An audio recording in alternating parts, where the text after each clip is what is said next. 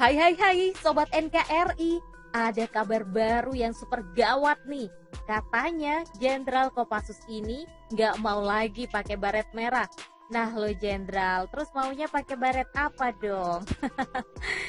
Nah kenapa kira-kira Jenderal Kopassus ini tidak mau lagi pakai baret merah? Oke, kita akan lanjut nih informasinya. Tapi sebelum itu jangan lupa untuk subscribe dulu dong dan klik tombol loncengnya. Sobat NKRI, bagi masyarakat sipil sudah seharusnya ya kita banggalah dengan keberadaan Satuan Elit Komando Pasukan Khusus atau Kopassus yang memang selama ini menjadi garda terdepan penjaga kedaulatan negara.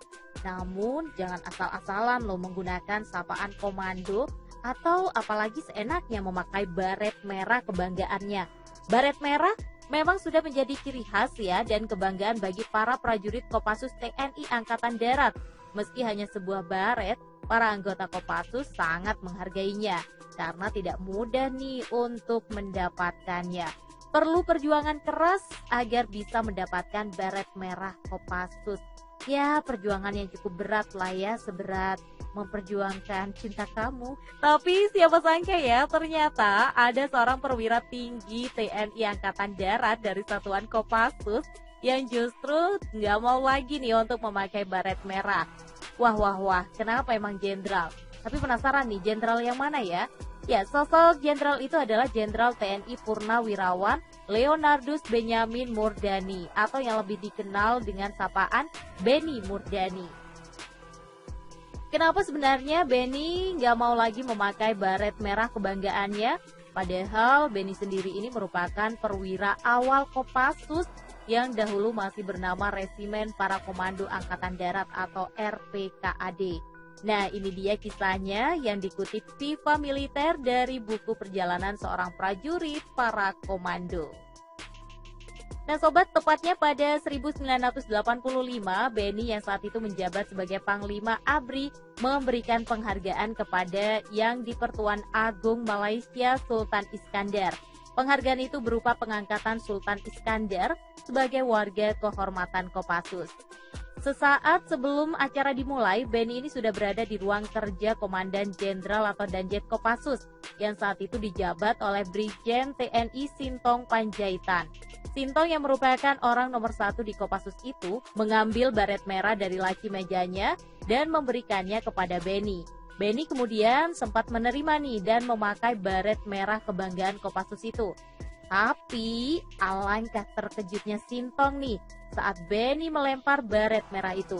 Baret itu pun meluncur kencang di atas meja kerja Sintong, bahkan sampai jatuh ke lantai pula. Waduh, berani bener Mas Beni. Nah sesaat kemudian iring-iringan rombongan Sultan Iskandar pun datang. Beni pun segera memanggil ajudannya untuk meminta baret merah tadi kepada Sintong. Meski sempat kaget, Sintong akhirnya merasa lega nih saat Beni akhirnya mau memakai baret merah itu.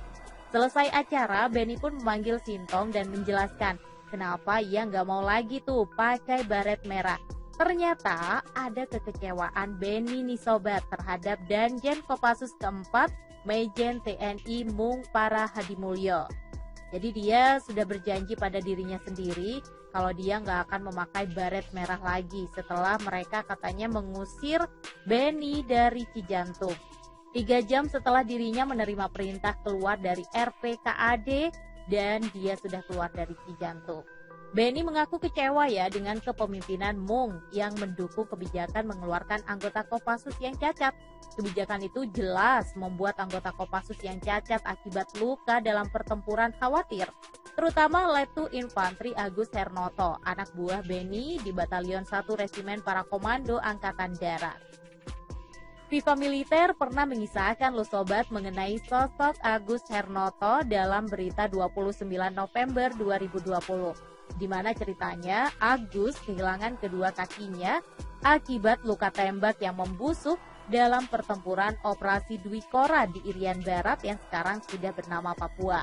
Dan sebagai Komandan Batalion 1 RPKAD, Beni ini pernah menghadap Mung dan menyampaikan keresahan anak buahnya dalam sebuah rapat staf. Ternyata tindakan Beni ini menuai kemarahan Menteri Panglima Angkatan Darat Letjen TNI Ahmad Yani.